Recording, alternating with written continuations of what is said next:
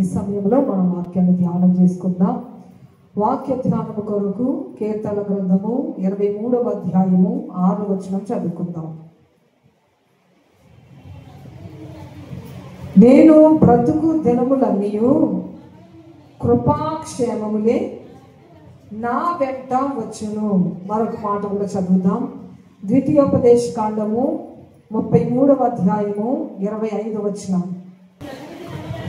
నీవు బ్రతుకు దినములలో నీకు విశ్రాంతి కలుగును. చాలా ఇప్పుడు చూడండి, ఇందాక మనం చదివినటువంటి మాటలో కానీ, ఈ యొక్క ద్వితీయోపదేశ కాండం ఇప్పుడు చదివినటువంటి మాటలో కానీ ఒక మాట మనకి స్పష్టంగా కనబడుతుంది. ఏంటది?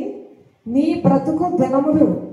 పైన రాయబడినటువంటి మాట ఏంటి అనగా, నేను బ్రతుకు దినములన్నీ కృపాక్షేమములే నా వెంట వచ్చుననుంది. రెండో మాట ద్వితీయోపదేశ కాండంలో నీవు బ్రతుకు దినములలో నీకు విశ్రాంతి కలుగును అని రాయబడి ఉంది.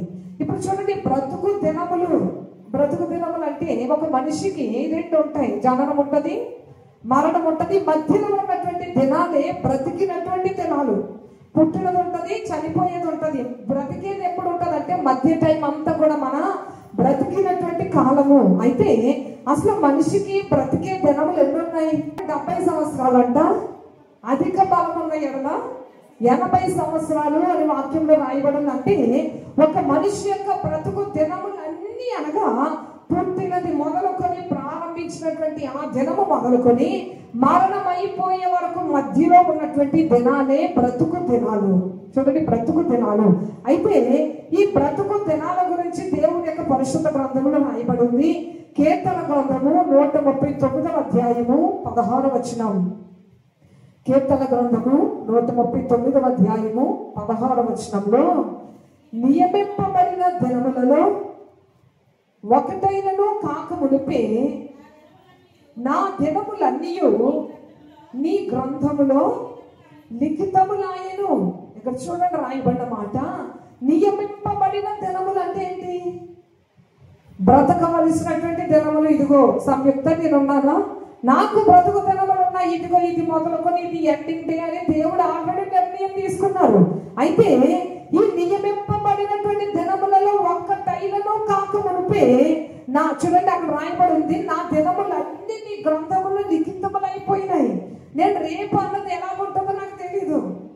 రేపని కాకపోయినా ఒక క్షణం తర్వాత ఎలా ఉంటుందో నాకు తెలీదు. కానీ నేను ఆ ఒక్క క్షణము తర్వాత క్షణములు అడుగు పెట్టక మునిపే దేవాది దేవుడు దృష్టిలో అవన్నీ ఉన్నాయంట.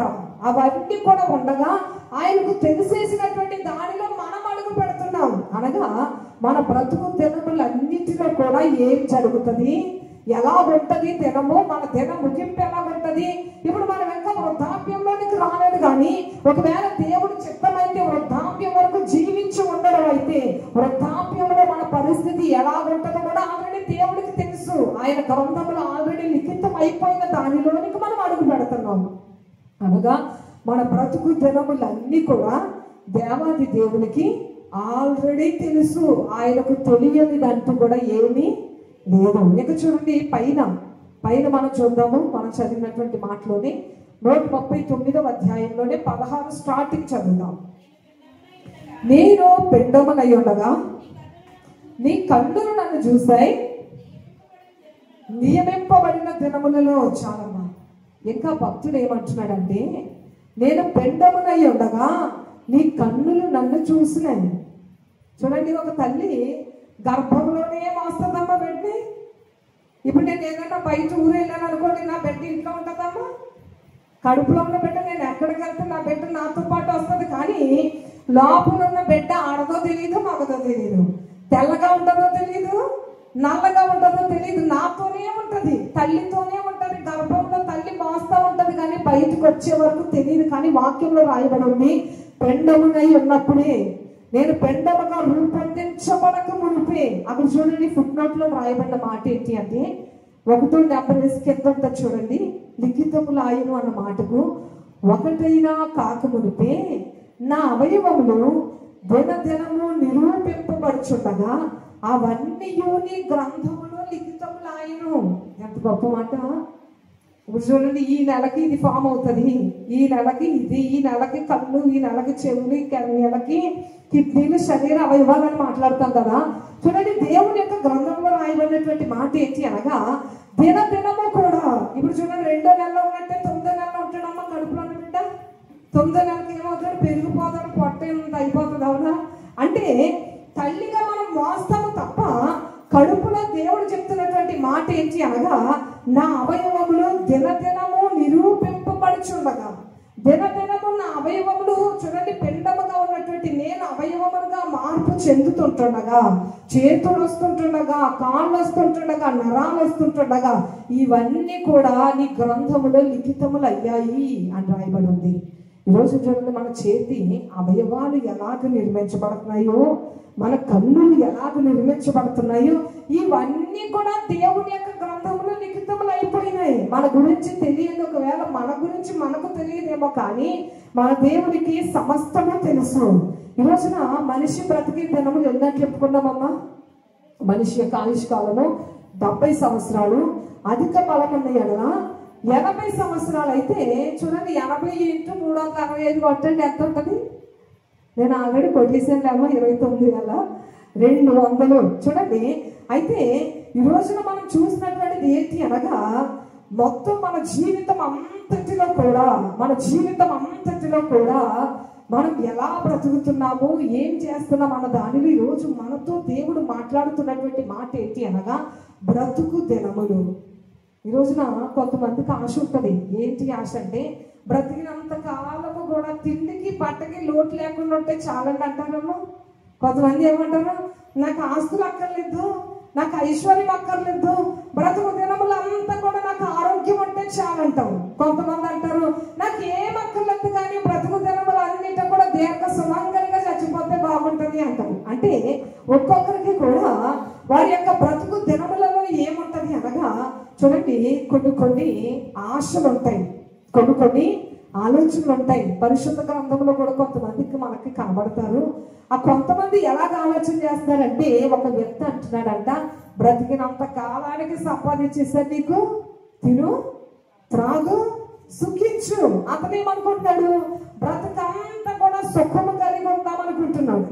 మరొక వ్యక్తి ఏమనుకుంటున్నాడు అనగా కీర్తనల గ్రంథము 21వ అధ్యాయము 4వ వచనం, ఆయుష్ నిమ్మని అతడు నిన్ను వరుమడగగా అని రాయబడింది. కొంతమంది ఆయుష్కాలం కావాలని కోరుకుంటారు, కొంతమంది ఆయుష్కాలము కావాలని కోరుకుంటారు. ఇంకా కొంతమంది ఏమని కోరుకుంటారు అనగా చూడండి, కీర్తన గ్రంథము 27వ అధ్యాయము 4వ వచనం, కీర్తన గ్రంథము 27వ అధ్యాయం 4వ వచనం, యెహోవా యొద్ద ఒక వరం అడిగి తిని దానిని నేను వెతుకుచున్నాను, యెహోవా ప్రసన్నత చూచుటకు, ఆయన ఆలయములో ధ్యానించుటకు నా జీవిత కాలం అంతయు నివసింపగోరుచున్నాను. చూడండి, ఈయన కోరిక ఏముందమ్మా, నేను బ్రతుకు దినములు అన్నింటిలో కూడా యెహోవా మందిరంలో నేను నివసింపగోరుచున్నాను. ఒక వ్యక్తి ఏమనుకున్నాడమ్మా, బ్రతుకు దినాలన్నీ కూడా సుఖం కావాలి, నాకు కష్టం వద్దు అనుకున్నాడు. ఒక వ్యక్తి అనుకున్నాడు, నాకు ఆయుష్కాలం ఈరోజు. హల్లెలూయా. ఈ రోజున చాలా మంది ఏం కోరుకుంటారంటే ఆయుష్కాలం కోరుకుంటారు. యేసన్న గారి దగ్గరికి అన్నారంట, యేసన్న గారిని దేవుడు, యేసన్న వచ్చే అని చెప్తే యేసన్న గారు అన్నారంట, దేవుడికి అయ్యా నాకు ఒక్క 6 నెలలు నాకు టైం ఇవ్వండి అన్నారు. ఎందుకు 6 నెలలు టైం ఇవ్వమన్నారు? ఇష్టమైన అన్ని తినేద్దాము, ఇష్టమైన చోట్లకి వెళ్ళిపోదామని కాదు, కానీ ఈ మినిస్ట్రీని అంతటిని కూడా ఒక కొలిక్కి తీసుకుని వచ్చి ఒక్కొక్కరికి కూడా అప్పగించవలసిన కొన్ని పనులు ఉన్నాయి దేవా. ఒక్క 6 నెలలు ఇస్తే ఈ 6 నెలల టైంలో ఎవరికి ఏది ఇవ్వాలని మొత్తం ఒక క్రమం సెట్ చేసి నేను వచ్చేస్తానయ్యా అంటే సరే అని దేవుడు ఆ యొక్క యేసన్న గారికి 6 నెలల టైం ఇచ్చారంట. హల్లెలూయా. ఇంకా చూడండి, పరిశుద్ధ గ్రంథంలో పౌలు గారి జీవితం కూడా మనం చూసినట్లయితే ఆయన ఏమంటాడో తెలుసు, ఆయన అర్థం కావట్లేదు. ఆయన ఏమంటున్నాడంటే, నేను నా యొక్క ప్రతిరోజు చదివే వాక్య భాగంలో ఆయన మాటలు చదువుతున్నప్పుడు పౌలు గారి మాటలు చాలా ఆశ్చర్యంగా ఉన్నాయి. ఆయన ఏమంటున్నాడంటే, నేను ఇరుకున పడి ఉన్నాను అంటున్నాడు. ఆయన ఇరుకున పడ్డ పౌలు గారు అంటే, నేను బ్రతకాలని కోరుకోవాలా, చచ్చిపోవాలని కోరుకోవాలా? ఆయన అంటున్నాడు, బ్రతుకుట క్రీస్తే చావైతే లాభమే. ఆ సంఘ బిడ్డలతో అంటున్నాడు ఆయన, నేను ఒకవేళ చనిపోతే డైరెక్ట్ దేవుడి దగ్గరికి వెళ్ళిపోతానని చాలా సంతోషము, కానీ బ్రతకాలని అడగాల, చచ్చిపోవాలని అడగాల. ఒకవేళ నేను బ్రతుకుంటే నశించిపోతున్న అనేకమైన ఆత్మలకు సువార్త ప్రకటిస్తూ నశించిపోతున్న అనేక మందిని దేవుడి వైపుకు నడిపించడానికి, దేవుని యొక్క నామమును మహిమపరచడానికి నాకు అవకాశం ఉంటుంది కనుక ఒకవేళ నేను తేల్చుకోవాలంటే కనుక బ్రతకాలని కోరుకుంటాను. ఎందుకనగా నా ద్వారా అనేక మంది దేవుని గురించి తెలుసుకోవాలని. హల్లెలూయా. ఈరోజు చూడండి, బ్రతుకు దినములలో రకరకాలైనటువంటి ఆలోచనలు, లోకస్తుల ఆలోచనలు ఎలా ఉంటాయి? లోకస్తుల ఆలోచనలు బ్రతుకు దినం అంతా కూడా లోటు లేకుండా ఉండాలి, బ్రతుకు దినములన్నిట సుఖం ఉండాలి, బ్రతుకు దినములన్నిటి ఆరోగ్యం ఉండాలి అనుకుంటారు. కొంతమంది అనుకుంటారు నాకు ఆయుష్కాలము. ఇక్కడ మనం చదివింది కానీ చూసింది కానీ పరిశుద్ధుల కొరకు చూసాము, దేవుడి కొరకు ఇంకా ప్రయాస పడాలన్నటువంటి వారిని చూసాము. అయితే ఈ బ్రతుకు దినములన్నిటిలో కూడా పరిశుద్ధమైన వాటి కొరకు, మంచి వాటి కొరకు ఆలోచన చేసిన వారిని కూడా మనం చూసాం. పౌలు గారు కూడా బ్రతకాలనుకుంటున్నారు. ఇంకా చూడండి, ఒక వ్యక్తి ఏమనుకుంటున్నాడు అనగా, కీర్తనల గ్రంథము 73వ అధ్యాయము 25వ వచనం.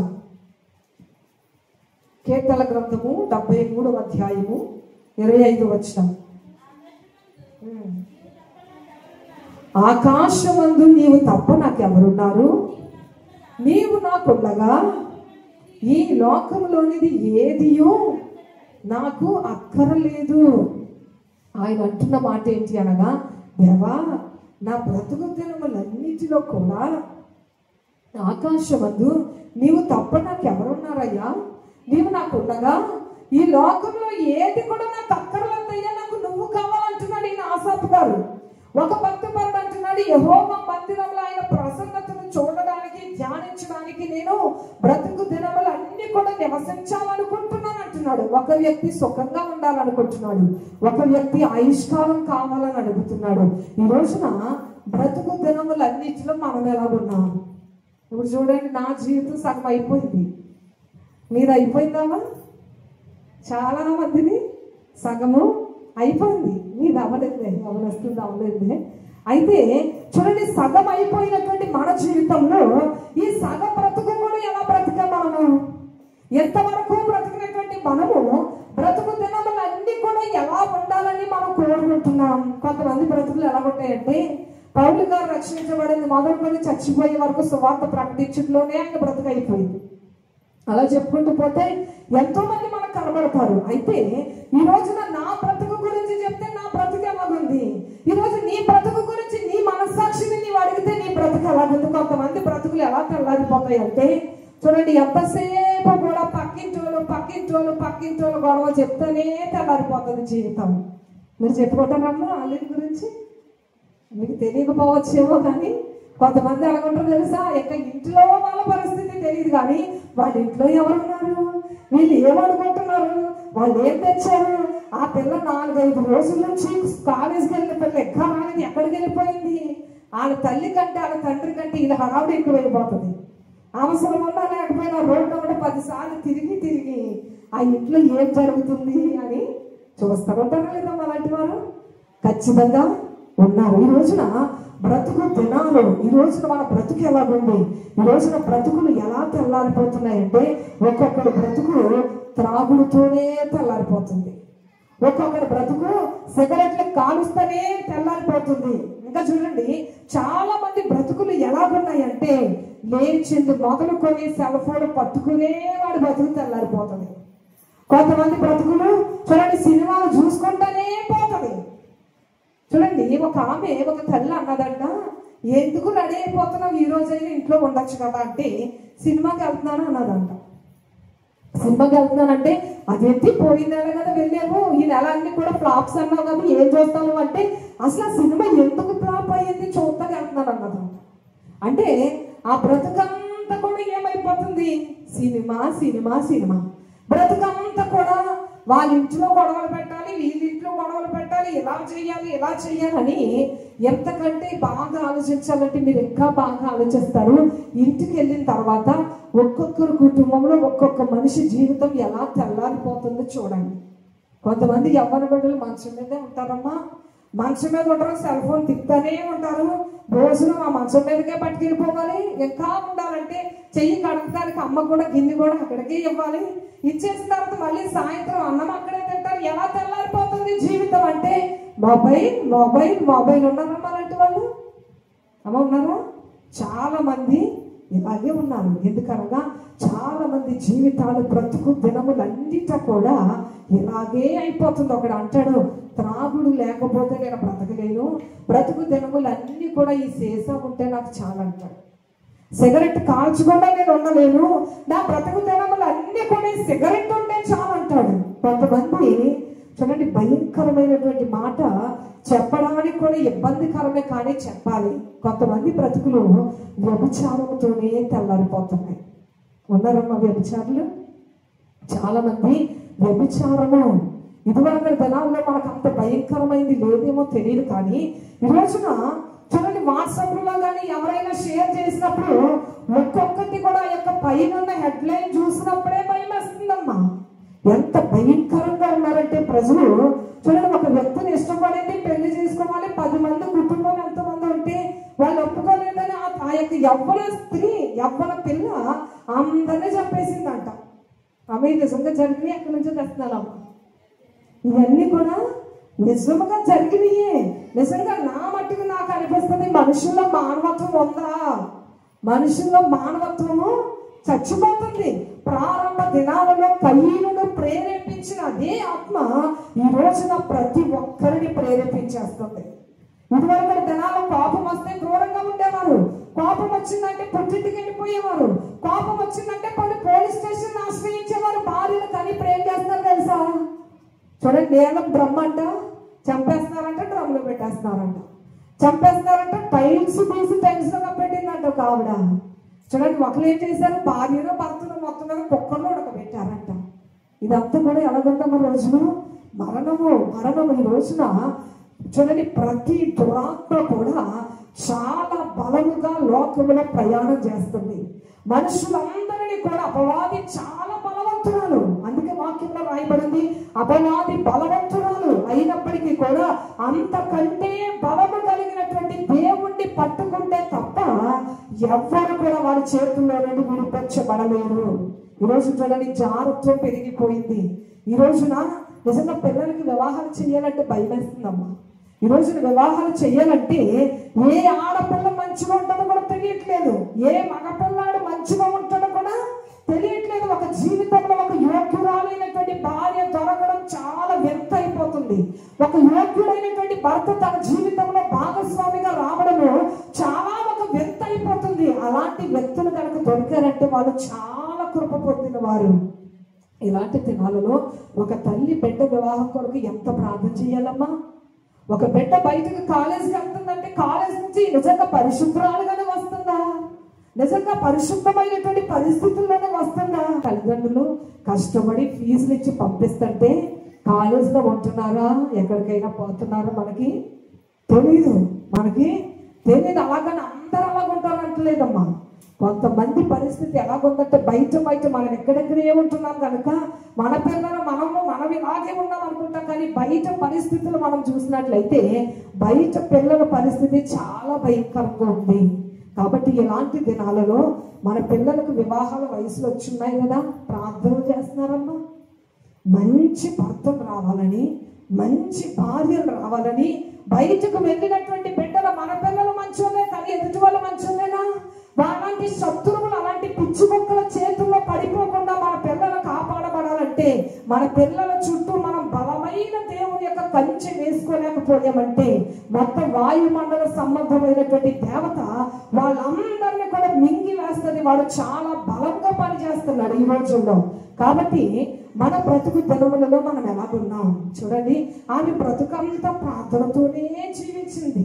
ఆమె బ్రతుకంతా వాక్య ధ్యానముతోనే అయ్యింది.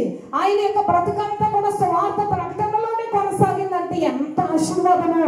అది ఈ లోకంలో క్షేమము, మన సంతానానికి క్షేమము, పరలోక రాజ్యంలో కూడా మనకి దీవెన ఉంటుంది. హల్లెలూయా, హల్లెలూయా. అయితే బ్రతుకు దినములలో ఎలాగున్నాం?